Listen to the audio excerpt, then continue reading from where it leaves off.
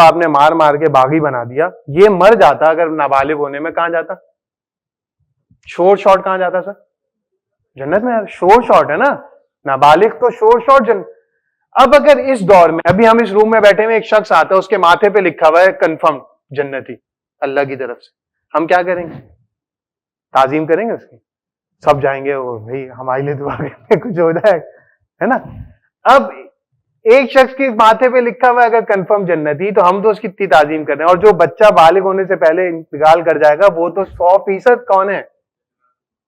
अगर वालिदैन इस पैराडाइम से सोच लें, स्कूल इस पैराडाइम से सोच लें, हमारे मदारिस इस पैराडाइम से सोच लें, तो वो तो आप वो बच्चा आपसे ज्यादा प्योर है,